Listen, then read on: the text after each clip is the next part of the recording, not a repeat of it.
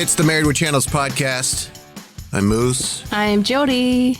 Seems like it's been a while. It has been a while. It's been a tough winter for a lot of things, and that includes doing this podcast because of we had the flu back in November. Some of us more than once. Yeah, and then finally COVID got us. That's right. A couple weeks ago, got all of us. Our whole family. It just came in the door. It's like, hello. You're going to be sick now. Yeah. And for a while. Yeah. And still dealing with that. So luckily everybody, luckily the kids didn't get it too bad. Yeah. Our youngest, the most vulnerable, she got it probably the best out of all of us. So amazing. That's amazing. Yeah. But I use this scenario with somebody else. As COVID's walking out the door, it says, "Oh, one more thing," and then it pushes over a vase and breaks it into pieces on the floor and leaves. Yeah. It left us a little sinus infection and bronchial infection with me, and had to go pay another copay. I know. Yeah. It's annoying, but it really is. 'Tis the season for sickness around here, for sure. Lots and lots of it all winter long. So as we get better, we're hoping to get more frequent on the podcast for the 3 people who listen. Get back into the rhythm of this thing that we do. And there's plenty of shows to talk about. Yeah. And movies. Yep. I think next week we'll probably touch on Top Gun Maverick. Finally. Yeah. But this week we're getting to The Last of Us and the Apple TV Plus show Shrinking. We'll start with The Last of Us. Of course, you know what this is by now. It's the TV adaptation of the very popular video game of the same name. And have you played the game yourself? You're kind of a video game guy. I did. Jay lent me a copy. Okay. And I started it. I didn't get very far into it. Okay. It was interesting. I was liking it. And then I don't know why I didn't continue with it. Okay. I think it's one of those games you kind of have to be in a mood for. You know, it's kind of dark. Yeah. There's some strategy involved. Which I'm not saying is a bad thing by any means. You got to be in that zone. Sure. And my video game playing mostly these days has been, hooking up with the friends doing the soldier fighting bullshit. Maybe you put it on your birthday list then. I don't know. If you I have it. I still have it. Oh, it's not a loaner. It's a loan to keep, huh? I mean, Jay has not been hounding me about it because it's the first game. There's been 2 so far. Oh, really? Okay. And it's like somebody loaning you their 78 Volkswagen Beetle. It's like, anyway. Okay. I'll get back to play. I was going to start up, but I read that you want to either do the game first or do the show. Don't do both at the same time. So when the show's over, I'll go back to the game, I think. Okay. Just curious if you had played it and if it played out like the show. Some sort of. I don't even remember. I didn't get that far into it. Okay. No worries. But I do remember the first episode, Last of Us. There's a lot of similarities there. Mm-hmm. Talking about the show, it's very well done. Yeah. And it's interesting. It's kind of the co-creators, Craig Mazin, who I listen to him and John August quite a bit. They're 2 screenwriters. They do a podcast called Script Notes. And anybody has any interest in movies, you should definitely check out Script Notes. But it's funny. It's interesting to hear that guy and see him be a part of this big HBO show. Sure. And he did Chernobyl, which I think we enjoyed. That. Yeah. And, they're doing a great job with The Last of Us. I think I read somewhere The Last of Us has almost the same budget as Game of Thrones. Wow. Per episode. It's a costly show, but it's got to be paying dividends for them. I'll admit when we first kind of started it, I was like, not another Walking Dead type show with zombies and people trying to fight and survive and how humanity behaves. But I don't know. This one seems different to me, and I like it. It's very well done, and the storylines that happen throughout. And I think I noticed this last night. You have the main characters, of course, but some of the peripheral characters don't last as long as I thought they would. Not like in The Walking Dead where you got this group of 8 people who go through a season together. It's very much more a quicker speed for some of those storylines, I think. Without doing an actual research, I think basically every episode of The Last of Us, and we've gone through 5. Mm-hmm. So far, every episode, a main character has died. Yeah. The very first episode, it was Joel's daughter. Yeah. The second one, I think, was Tess. Bill and Frank come to mind. But anyway, it's, like you, I was a little hesitant. It's a little different than Walking Dead. They're similar in the sense that it's a post-apocalyptic, the world has gone to shit. Sure. Type of scenario. And there are zombies, quote unquote. Little different because these are like fungus zombies. Yeah. Like a biological agent of some sort. That feels more like a reality. Yeah. Than the... Because we're coming off of a pandemic. Well, I mean... And one of the things that's come out of the show is you see the think pieces on what would happen if fungus, and yeah, and there are no vaccines for fungal infections. There are, but they're very cost prohibitive. Sure, and they're not quite there developmentally. There's no mass production of it, so there is an iota of it could happen to The Last of Us. Sure. Now, how everything would pan out, where you got this uber fascist, government's military arm that's keeping everybody in check. I don't know if it'll go that route, but anyway, it's not the same as The Walking Dead. Right. It's if anything, they've learned from The Walking Dead that you need more than just, an interesting zombie kill of the week type of thing. And they tried to do character work in Walking Dead. It didn't really work out too well. I don't think the writing was as good as here. Because the good thing about The Last of Us is the characters are so rich. Yeah. I feel like every character they introduce us to, I mean, Bill and Frank is easy because they had a whole episode to devote to those characters. But even like, episode 5, Henry and Sam, like I really felt for those characters. I wanted them to live and to thrive. And I knew right away, like, they're probably going to die soon. They do a really good job with the writing of telling their story in a short amount of time. It's not a lot of like, it takes 3 episodes to develop this character arc. And, it's just kind of there. And they do a really good job in that short amount of time, just telling kind of that whole character's vibe and story, And even like a character we don't even see, this Michael character who's been long gone. Yeah. The brother of Kathleen, who runs the resistance in Kansas City. Yeah. We got a good idea of that character based on, one scene. Her dialogue. Yeah. Yeah. And so again, it goes back to characters. It seems like we've kind of gotten into The Last of Us has gotten into the, they go to a town place, meet up with characters, those characters die, and then they move on. Yeah. Now it's only 5 episodes in. So I'm hoping they'll not get into that kind of routine template, but I think they're doing a good job I think we're getting there. Yeah. And I think, it's shot much better. And I don't want to make this a Last of Us versus Walking Dead type of analysis, but I think where Walking Dead failed is I don't think the writing was that good. And I think something about the cinematography and the camera work was very stale, very boring. This has more interesting shots. It feels more rich. It feels more lived in. Sure. The world they've created. And maybe that's a budget thing. Because maybe if I've heard anything, AMC is not very, here's $2 million an episode. Sure. They got the HBO money behind this one. Yeah. But The Last of Us is an engaging show and it's interesting without it being show the zombies. I think it's great acting too. By every person. I haven't really seen anybody who's cheesy or ham or, it just works. And it's very, very well executed. Yeah. And Pedro Pascal is an engaging actor. I think he's one of those guys that on screen owns it. Yeah. And he has that it thing. Like when you hear Pedro Pascal is in a show, you're like, okay, I'm about 70% interested now. Exactly. Yeah, you get lost that he is Joel. I don't see him playing the same role over and over and over again in every project that he does. It's unique to that character, and you forget that he's playing that character because he's just really kind of good on his delivery. Yeah, and Anna Torv.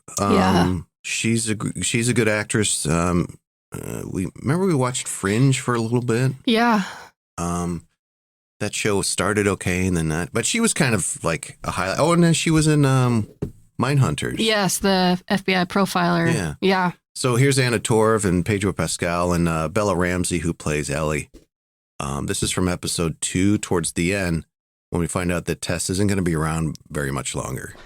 I'm staying. I mean, our luck had to run out sooner or later. Fuck. She's infected. Show me.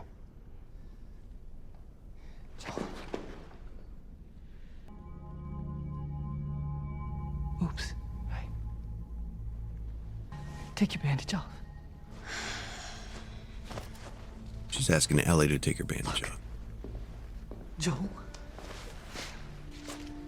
This is real. Joel, she's fucking real. I need you to get her to Bill and Frank's. No. They'll take her off your hands. They'll handle it from here. No, I can't. They won't take her. They're not going to take her. They will, because you'll convince them. Yes, you will. I never ask you for anything, not to feel the way I felt, not to... You shut the fuck up, because I don't have time. This is your chance. You get her there. You keep her alive. And you set everything right. All the shit we did. Please say yes, Joel. Please. And that episode, it just reminded me that soon after that, the swarm of infected come in, and it has the infamous zombie kiss. Oh, yeah. Remember that? That was so awkward. Yes. Like, she's infected. She's standing there. All the infected are kind of running past her. And this one infected guy kind of slowly saunters over to her. Yeah. Looks at her and then leans in. Yeah. Opens his mouth. The tendrils come out. Yes. And then he kisses her. And the whole time she's trying to light the lighter to ignite the grenades and the gasoline. And she eventually does. But, ooh, that was so creepy. It was creepy. I love her little oops in there too. Like, this is not good for me. But she just kind of sums it up in a oops. But as this series is going on, and episode 5 was a good indication, you're seeing Joel kind of come to terms with, like, you know, he was fucked up after his daughter died and the world turned. He's become a jaded, hardened crust, shell of a person. He's starting to kind of maybe his humanity's starting to peek through a little bit. Yeah. But I saw a review about episode 5. It's interesting that Joel saw in the death of Henry and Sam, him and Ellie. Yeah. That's them. Yeah.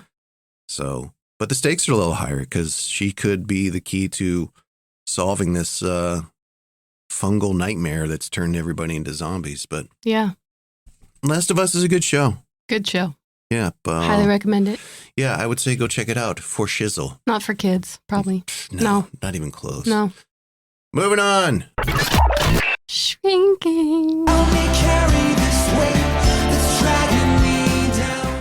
Shrinking, an Apple TV Plus show that you can catch. I think every Friday they push out new episodes.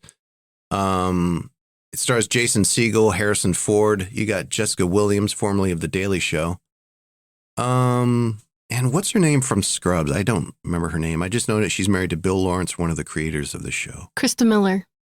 Thank you. You're welcome. So basically this he's a therapist. Behavioral therapist. Mm-hmm. And his wife has died and he is kind of spinning out of control a little bit. He's grieving. Yep. He's had we open with him having a couple hookers over, splash around the pool. Getting drunk. Yeah. Meanwhile, he's got a teenage daughter he's supposed to be looking after. And so they're all kind of grieving and not really grieving with each other. And, I don't know if it's part of his grieving is he's trying these new therapy methods. I think he just kind of goes rogue. He's not getting anywhere with the conventional route with his patients. So he just kind of is like, well, screw it. Yeah. I'm going to just say what I think here. He tells the one patient who has an abusive boyfriend to move out. Leave him. Yeah. And anybody who's gone to therapy knows that they don't usually say that. Right. they used to say something like, well, you got to decide. Yeah. Are you safer with him or without him, Yeah. But he's like, no, leave him. Yeah, he's kind of like, I've been dealing with you for 2 years and nothing's changed and this is bad. Yeah. And so here you go. Another patient just flat out, he moves him into his house once his parents kick him out. Definitely crossing some boundaries here. Yeah, some unorthodox therapy methods for sure. Yeah. But you got Harrison Ford is kind of the mentor therapist for him and Jessica Williams. He's dealing with Parkinson's. And, Jason Segel's just he's like Paul Rudd. He's just, there isn't much he does that I don't like. Yeah. I believe him and enjoy him in pretty much every role he's done. Yeah. I forget what that movie was where he was like, he breaks into this nice house by the vineyard. Oh, yeah. We talked about that on this podcast. It was a COVID movie. Yeah. But he was good in that. Obviously, the comedies with him and, Paul Rudd and Forgetting Sarah Marshall. We never watched How I Met Your Mother. He was in that. Windfall was the name of that movie. Yeah. Yeah. But Shrinking is an engaging show. It's a dramedy type of thing. That was going to be my comment about it is like, there's some heavy stuff there. There's some, grief and topics and, dealing with divorce and, navigating a teenage daughter and a family estrangement with Harrison Ford and his daughter and things. There's heaviness there, but I think they've done a really good job of bringing you back in with comedy. Like just when it gets too like sad or hard or, you're really kind of feeling that way, they really kind of bring that comedy into it too. And it's just really, really funny and good. It's interesting because it's from Bill Lawrence and I think Brett Goldstein, who played Roy Kent on Ted Lasso. Ah, nice. But Bill Lawrence did Scrubs. And it's kind of in that vein, but it's not like Scrubs is definitely like more zany. Oh, yeah. Pratfall-y, but it definitely had heart. Yeah, a little bit. And I think this is kind of the inverse of that, where it has heart and then it has some comedy. Yeah, like they do enough of the comedy to bring some levity to each kind of situation. And yeah, it's an easy watch. Yeah, there's no real, I don't want to say tragedies or real dark moments. I mean, there are some. I get kind of sad when he gets sad about his wife. There's some of those moments where that feels pretty heavy and sad. But I don't think he gets sad about his wife. He grieves it, but he doesn't do it in a I'm sitting here crying type of way. No, but just his memories and the things that he treasures in his mind as he's kind of imagining her still there, or maybe a memory that they shared. That part kind of gets me. It's a little sad. Yeah. But it's an engaging show. It's interesting. I think it's an interesting concept, and maybe this has been dealt with before, to see somebody who's supposed to know how to deal with behavior and grief, especially, not being able to do it for themselves. Well, and how they help each other get through different things. You wonder, like, does a therapist have a therapist? Yeah, they do. Probably do. They probably have to. They probably hear and know of some really heavy stuff, and they probably need a way to deal with that or handle it, or they're people too. They're not inhuman, and they have their own issues as well. So they're not psychoanalysis robots. Yeah. So does the therapist have a therapist? Yes. But I'm enjoying Jessica Williams' performance. Yeah, as Gabby. Yeah. She's knocking it out of the park. Yeah. Harrison Ford is Harrison Ford. And I guess I didn't realize how funny he could be. I mean, you saw some of that in previous characters, obviously the big characters, some in Indiana Jones, some in Han Solo, but I don't know, he does it really well. I don't know if I've ever really seen him do that much comedy, I guess. Yeah, I don't know if he's really doing comedy here. Well, I think he's saying funny lines, but he's doing it in a kind of a dry Harrison Ford way. Well, yeah, that's exactly the character. He's just kind of dry and just kind of like, yeah, whatever. I'm old and, like I'm set in my ways and I'm old and here's my funny crack at, wisdom and sarcasm. And the only thing that I have an issue with the show is, you know, it seems like Bill Lawrence's wife, I forget her name, you just said it. Krista Miller, who plays Liz. She's in like all his stuff. And yeah. And look, I don't want to, I'm a big nepotism not fan. Sure. She's fine. I just think like, I just get annoyed by her sometimes. Yeah. And I don't know if it's the plastic surgery or the nepotism thing. And I'm trying to, you know, divorce myself of those feelings because I think she's doing a fine job. Sure. But I just can't ever not think about that stuff. She's in a lot more scenes than I think the character lends itself for. There's a lot more of her there than I think should be sometimes. Like, I think she's doing great as that character, and I don't mind, you know, I wouldn't even have known she was married to I like the someone, character. but I think that there's more of her than maybe what's necessary sometimes. Yeah, I agree. And can we talk about her husband in the show? It's played by Ted McGinley. I was like, Ted fucking shows canceled McGinley. And so for those who don't know, Ted McGinley's this actor. He was notorious in the 80s for joining a show right before it got canceled. Yeah. Married with Children, I think. Yeah. Oh, no, wait, he was Darcy's husband the whole time, wasn't he? Okay, bad example. I want to say Love Boat comes to mind. There's at least 3 others. Okay. And unfortunately, he gets tagged with that. Yeah. It's not his fault. Yeah. Because the show didn't get canceled because of him. Sure. But, you know, that's just stuck with him. But he here playing Derek, what's her character's name? Liz. Liz's husband. He's just a kind of like, not odd, but kind of eccentric, kind of whatever. Yes. Type of character. Yes. You know, like he's pissing off the back porch because Liz is in the bathroom taking forever. Yeah. And I thought about that scene a couple days later. I'm like, surely they have more than one bathroom in that nice Santa Barbara house or whatever. Yeah, you're kind of overanalyzing this character's actions. But he's very like, okay, whatever, Liz. Yep, whatever she says. You want me to beat him up? No? Okay, that's fine. I like that line where she's like, he's going to retire soon, and then he's just going to follow me around the house asking how things work. Yeah, yeah. I was like, yeah, that seems like a Derek character thing to do. Yeah, the Derek character by Ted McGinley. I don't know the history of Ted McGinley's performances, but boy, is he so well cast here, and he's doing a great job as that kind of, you know, go with the flow, not taking anything too seriously. Yeah. You know, it's the kind of guy, it's like, you know, their kid comes home. This is a completely made up scenario. Kid comes home high as a kite. And Liz is like, he was smoking dope all day. And he's like, did he save any for us? You know, or like, you know, was it good weed? You know, he's just kind of that pop-up like character where he just kind of throws out a little bit of funny. It's almost like, and this is an extreme example, it's almost like the character in an airplane who would jump into frame and go, and Leon's getting larger, you know, and then he'd pop out of frame. It's almost like that character. Yeah. Not to that extreme, obviously, but it's a great character. Yeah. It's definitely a comedic element. Definitely, yeah.